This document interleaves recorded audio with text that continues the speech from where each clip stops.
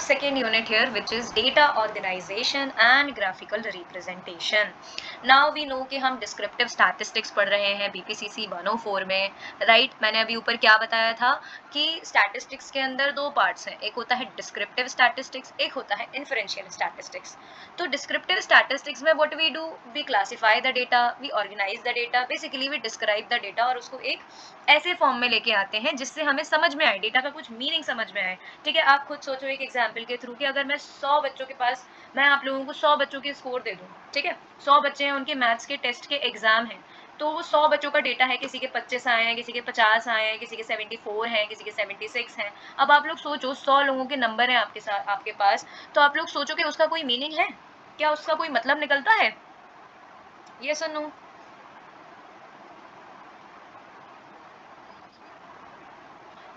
Right.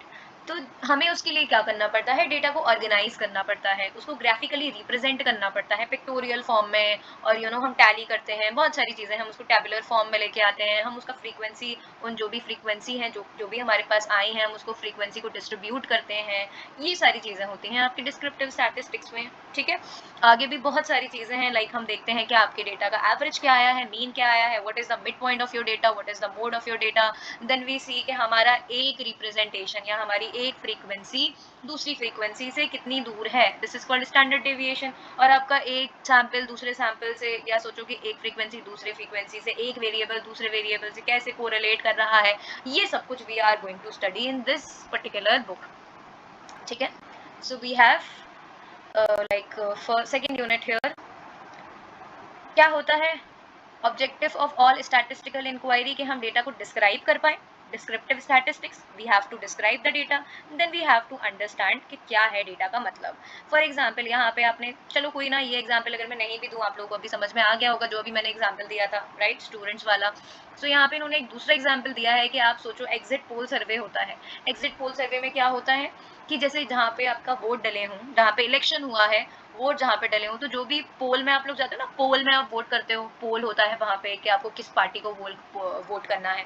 तो वहाँ से जो लोग एग्जिट करते हैं, तो न्यूज़ चैनल्स के जो जो वो होते हैं आपके मीडिया वाले जो होते हैं, वो क्या करते हैं, वो सबके पास जा जाके, हाँ, एंकर तो वो टीवी पे स्क्रीन पे आते हैं, वो जो रिपोर्टर जो रहते हैं, राइट.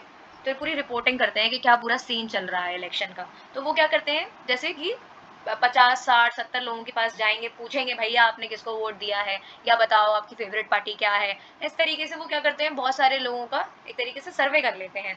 वो देखते हैं कि हाँ भैया इस पार्टी की डिमांड ज़्यादा है. Getting my point. तो अब आप सोचो कि चलो आ भी गए हैं इतने सारे, 50 लोगों ने बोला कि मैं कांग्रेस वाला हूँ, फिर 150 लोगों ने बोला कि मैं बीजेपी वाला हूँ, फिर 50 लोगों ने बोला कि मैं अदर पार्टी वाला हूँ. ठीक है, अभी तब तक समझ में नहीं आएगा जब तक आप इसको डिस्क्राइब नहीं करोगे इस डेटा को, राइट. तो इसी के लिए हम क्या करते हैं, एक तरीके से डिस्क्रिप्टिव स्टैटिस्टिक्स में उसको लेके आते हैं और फिर समझने की कोशिश करते हैं कि कितना परसेंटेज वोट जो है वो किसको जा रहे हैं. ठीक है, तो ये सब स्टैटिस्टिकल वे में हम ये सारी चीज़ें करते हैं. ठीक है, तो ये होता है. फिर इससे हम देखेंगे, अपने डेटा को हम समझेंगे, then we will try to understand कि कौन सी पार्टी के जीतने के चांसेस है. आप देखो टीवी पे जब भी इलेक्शन होते हैं, तो आपने देखा है ना न्यूज़ चैनल्स पे, कि वो लोग प्रिडिक्ट करते हैं कि भैया बीजेपी का स्कोर सबसे ज़्यादा चल रहा है इस टाइम पे, फिर उसके बाद कांग्रेस का चल रहा है, फिर उसके बाद दूसरी पार्टी का चल रहा है, इस तरीके से. तो अब बताओ कि अभी तो इलेक्शन के रिजल्ट भी नहीं आए, ये लोग कैसे एस्टिमेट कर रहे हैं, ये लोग ऐसे ही एस्टिमेट करते हैं, सर्वे करते हैं, पूछते हैं लोगों से जाके, फिर उसको ग्राफिकली परसेंटेज में रिप्रेजेंट करते हैं, फिर उससे समझ में आता है. तो ये होता है statistics. Okay, where we classify our data, where we tabulate our data, where we organize our data, and where we graphically represent our data. Okay, then next we have classification and tabulation, qualitative and quantitative data. Okay, what is qualitative and quantitative data, what is the difference between qualitative and quantitative data. देखो quantitative data में तो आपको समझ में आ रहा होगा कि quantitative and number, जिनके अंदर numbers हैं, ठीक है, जिसको हम नंबर्स के फॉर्म में लिख सकते हैं, जैसे कि आपका वेट क्या है 40 kg 50 kg 60 70, ये नंबर्स में आ रहे हैं. हाइट आपकी क्या है 4 फीट 5 फीट 6 फीट. देन आपके शू का साइज क्या है 4 5 6. आपकी लेंथ ऑफ फिंगर नेल्स क्या है 1 सेंटीमीटर और हाफ सेंटीमीटर. आपकी इनकम क्या है 1,50,000 25,000. इस तरीके से ये सब क्वांटिटेटिव डेटा है. But what is qualitative data, qualitative data में क्या होता है, जब कोई क्वालिटी दिखा रहा है, जैसे कि नाम एक आपका क्वालिटेटिव डेटा में, नाम में कोई नंबर नहीं आता, जैसे मेरा नाम आफरीन है, आपका नाम साक्षी है, ऐसे ही सबके नाम है, ये क्वालिटी रिप्रेजेंट कर रहा है. It is not it is not comes under the form of numbers, right. Then we have symbols होते हैं बहुत सारी चीज़ों के. देन वी हैव और भी बहुत सारी चीज़ें होती हैं, like your smoothness of your skin, this is also in quality, ठीक है. Then we have color of your eyes, texture of your hair, softness of your palm, ये सब कुछ qualities हैं. Still we can classify it and we can tabulate it.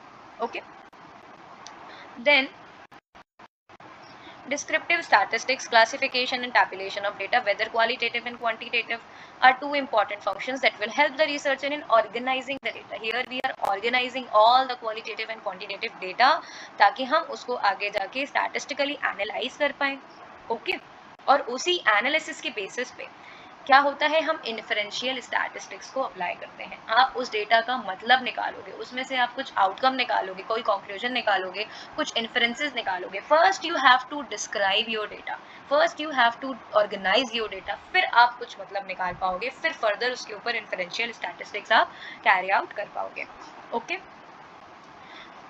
Then we have univariate analysis, जहाँ पे एक variable होता है. Okay. यहाँ पे यूनि का मतलब होता है ना 1, बाय का मतलब होता है 2, राइट, और मल्टी का मतलब होता है मोर देन 2. तो अगर एक वेरिएबल है, उसको एनालाइज करना है, उसको समझना है, then we have univariate analysis. ठीक है. Then we have bivariate analysis, ये भी होगा यहाँ पर. यहाँ पर it is not given, but in descriptive statistics we mainly use this univariate analysis, but in inferential statistics we have all the types of variables, like all the types of analysis, uni, bi, multi, ये सब कुछ होता है. ठीक है. But here what we do, we just deal with the one variable, univariate analysis. Okay. Then what is classification? Data classification is the method of organizing data into groups. अब मैं इसको सिंपल फॉर्म में समझाती हूँ. सबसे पहले तो क्या है कि जो डेटा है वो जब हम डेटा को क्लासीफाई कर देते हैं होमोजेनस ग्रुप में, मतलब एक जैसे ग्रुप में, एक जैसी क्लासेस में, तो डेटा क्या है, कंसाइज फॉर्म में हमारे पास आ जाता है, एक शॉर्ट फॉर्म में आ जाता है. ठीक है. उसका मीनिंग पहले हमारे पास जब रॉ डेटा था, जैसे मैंने बोला था ना, 100 बच्चों के आप वो ले लो, 100 बच्चों के आप मार्क्स ले लो, तो वो एक रॉ डेटा है. बट अगर मैं उसको क्लासीफाई कर दूं तो उसका कुछ मतलब निकल आएगा. ठीक है. It will reflect some meaning और वो कंसाइज फॉर्म में आ जाएगा. Now let's take an example, आपको समझ में आ जाएगा क्या होता है ये होमोजेनस ग्रुप. जैसे कि 100 बच्चों का डेटा है, अब मैंने क्लासेस बना दी कि 1 to 25 के मार्क्स के बीच में, these are your marks and this is the frequency, कि 1 to 25 के बीच में 8 स्टूडेंट्स ने स्कोर किया है. देन वी हैव 25 to 50, तो 25 से 50 के बीच में 40 स्टूडेंट ने स्कोर किया है, 40 स्टूडेंट्स ने. देन 50 से लेके 75 तक 20 स्टूडेंट्स ने स्कोर किया है. देन 75 से 100 तक सिर्फ 10 स्टूडेंट्स ने स्कोर किया है. This is called classification. अब ये जो बच्चे हैं, इन पे ये बिल्कुल बिलो एवरेज बच्चे हैं, ये एवरेज स्टूडेंट्स हैं, और ये थोड़े अबव एवरेज हैं, और ये फिर हाईएस्ट में आ गए. Right, getting my point. This is called classification. This is homogeneous groups के 1 से 25 वाले बिलो एवरेज हैं, ये वाले एवरेज हैं, तो ये 1 से 25 वाली कैटेगरी में जो आ रहे हैं वो एक जैसे स्टूडेंट्स हैं. This is called homogeneous groups. एक जैसे कॉमन कैरेक्टरिस्टिक्स हैं इन सबके अंदर. Right. So this is called classification. यहाँ पे भी it is given in the same way. ठीक है. देन क्लासिफिकेशन के क्या और फायदे हैं. क्लासिफिकेशन हमको कंपेयर करने में हेल्प करता है. जैसे यहाँ पर कंपैरिजन हो रहा है ना, इस क्लास वाले जो बच्चे हैं, ये जो क्लास मैंने बनाई है यहाँ पे, ठीक है, इसके जो बच्चे हैं ये बहुत वीक हैं.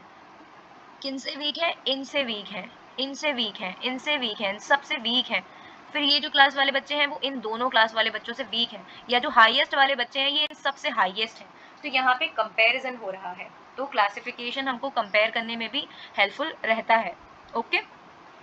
देन क्लासिफिकेशन जो है वो क्वालिटेटिव और क्वांटिटेटिव डेटा दोनों पे ही हम क्लासीफाई कर सकते हैं. जैसे कि हम किसी के कलर ऑफ द हेयर के बेसिस पे क्लासीफाई कर रहे हैं कि जो वाइट हेयर वाले हैं वो कितने हैं. राइट. जो वाइट हेयर वाले हैं वो कितने हैं. देन जो ब्लैक हेयर वाले हैं वो कितने हैं. ओके. या हम ऐसे भी कर सकते हैं कि जेंडर के बेसिस पे male, female, and then we have others. तो जेंडर भी तो क्वालिटी है ना आपकी, this is your qualitative data, तो इससे भी हम इसको भी हम क्लासिफाई कर सकते हैं। ओके, एंड देन क्वांटिटी तो आपको पता ही है, जैसे यही एक एग्जांपल क्वांटिटी का था, ठीक है, तो ये क्वांटिटेटिव डेटा है। तो ये सब आपके एडवांटेजेस थे of classifying the data. Okay, या ये ऑब्जेक्टिव्स हैं आपके क्लासिफिकेशन के, ठीक है।